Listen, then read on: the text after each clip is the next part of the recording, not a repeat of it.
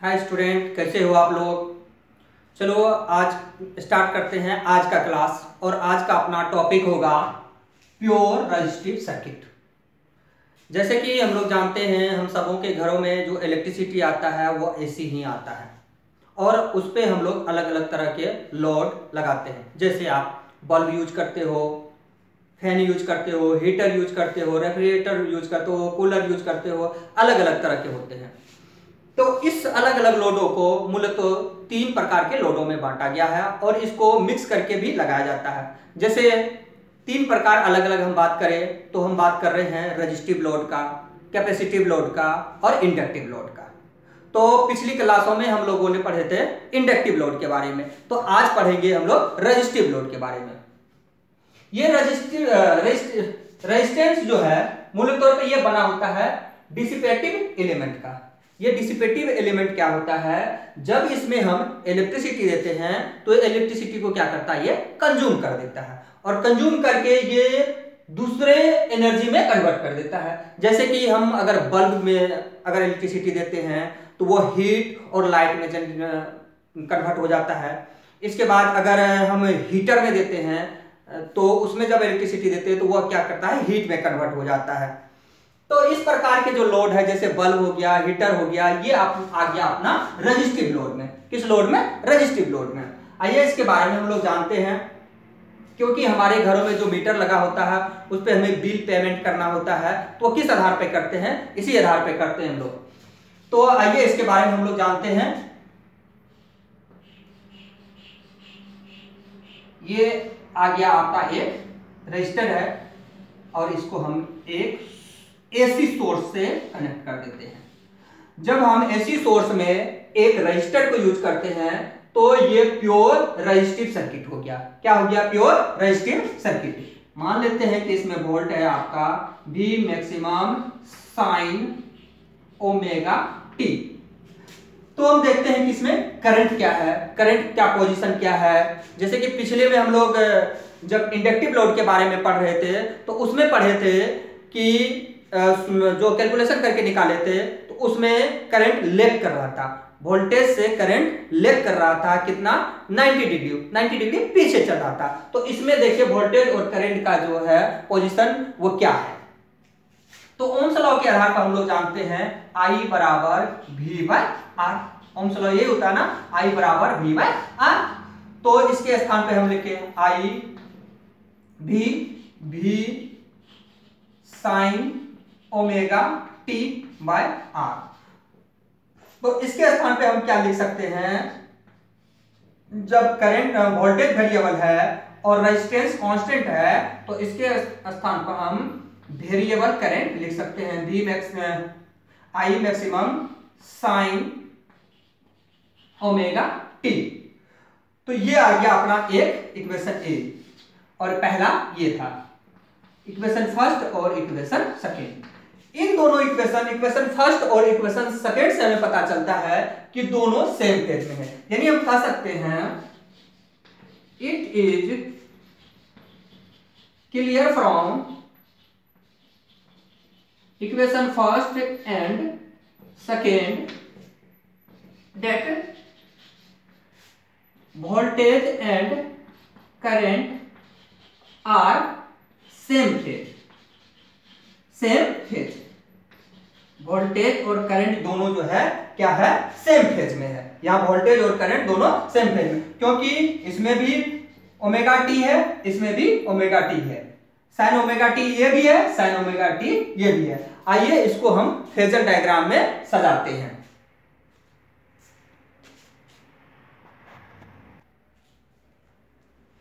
तो आइए हम देखते हैं इसका फेजर डायग्राम। जैसे कि अभी वोल्टेज था V maximum sign omega T ये था और करंट क्या था, I maximum sign omega T ये था अपना। एक इक्वेशन इसको माने थे और दूसरा इसको। तो फेजर डायग्राम में अगर हम देखें तो इस तरह से ये फेजर डायग्राम आ गया। दोनों में है ओमेगा टी।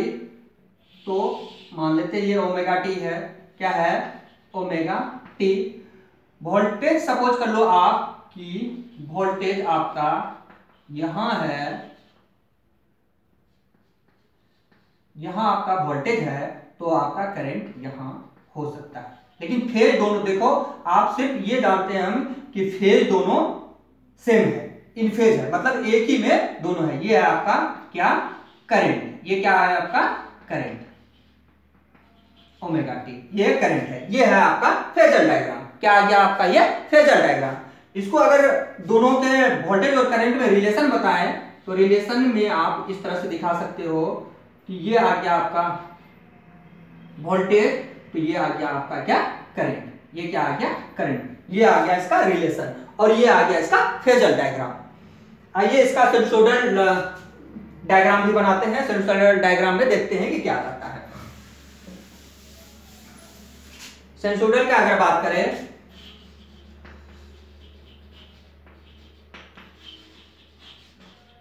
साइनसोइडल का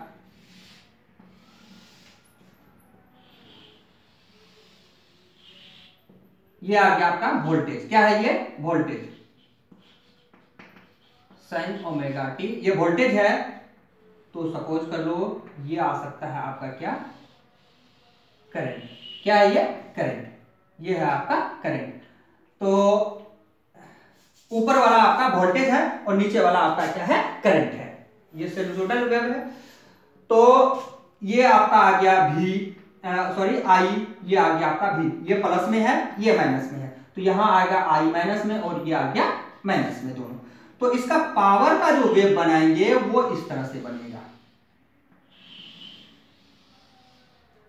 दोनों पॉजिटिव में। तो आप सोचोगे इन दोनों को पॉजिटिव में क्यों दिए, तो हम जानते हैं कि पावर बराबर क्या होता है V इंटू आई, तो ये पावर आपका आ गया। लेकिन इधर में इस साइड में क्या हुआ कि पावर बराबर हुआ माइनस V इंटू में माइनस आई, इंटू में माइनस आई। लेकिन दोनों में माइनस है तो हम इसको इस तरह से भी लिख सकते हैं V इंटू आई, तो दोनों प्लस में आया ना, दोनों प्लस में आया ना। आइए इस तरह से तो हम लोग पावर को देख लिए कि दोनों प्लस में आ रहा था इस, लेकिन अब हम देखेंगे मैथमेटिकल रूप से कि ये कैसे बनता है। आइए मैथमेटिकल रूप से इसको बनाते हैं।